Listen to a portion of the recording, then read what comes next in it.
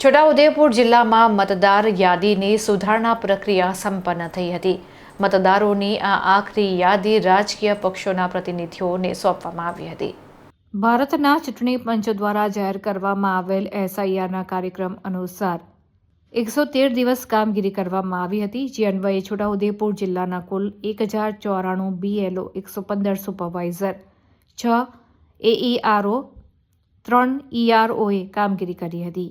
છોટાઉદેપુર જિલ્લામાં મતદાર યાદીની ખાસ સંક્ષિપ્ત સુધારણા પ્રક્રિયા સંપન્ન થતાં જિલ્લા ચૂંટણી અધિકારી ગાર્ગી જૈનના હસ્તે કુલ 7,92,186 મતદારોની આખરી યાદી રાજકીય પક્ષોના પ્રતિનિધિઓને એનાયત કરવામાં આવી હતી.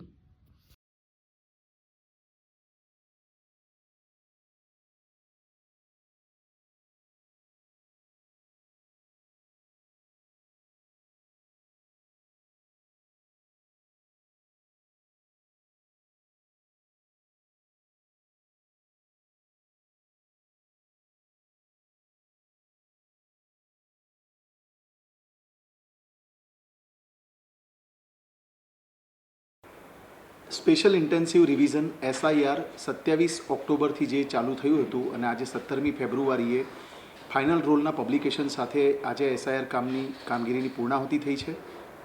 આ SIR કામગીરીમાં છોટાઉદેપુર જિલ્લામાં 1094 BLO, 115 સુપરવાઇઝર, 6 AERO અને 3 ERO આટલા લોકોએ કામગીરી કરી છે.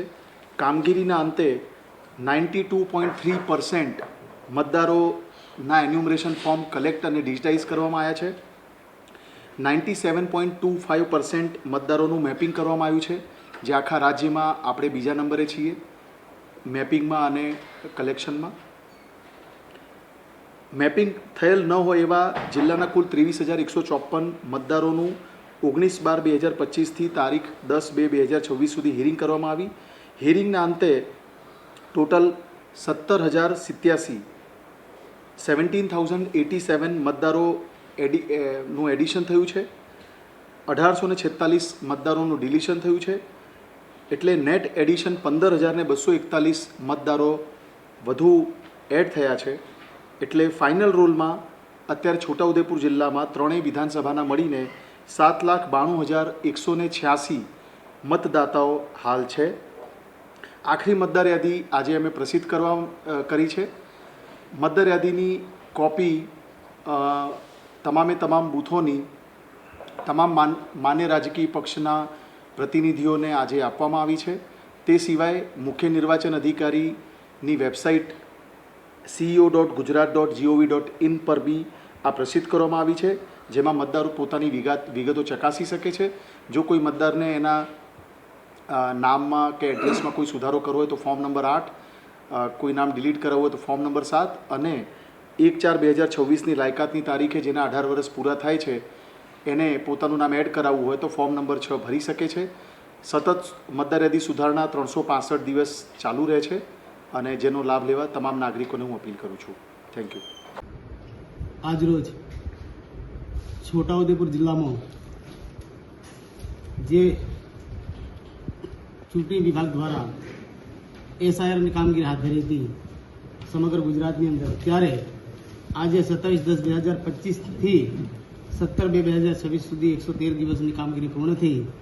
ત્યારે આજે કલેક્ટર ઓફિસમાં તમામ અધિકારીઓ અને ચૂંટણી પંચ દ્વારા જે આજે નોટિસ પ્રસિદ્ધિ કરવામાં આવી છે કે આ જે SIRની કામગીરી પૂર્ણ થયા બાદ 7,92,186 મતદાતાઓને મતદાન કરવા માટેનો મોકો આપ્યો છે. ભૂતકાળમાં 1,07,087 મતદાર હતા, એના કરતાં આજે વધારો થયો છે.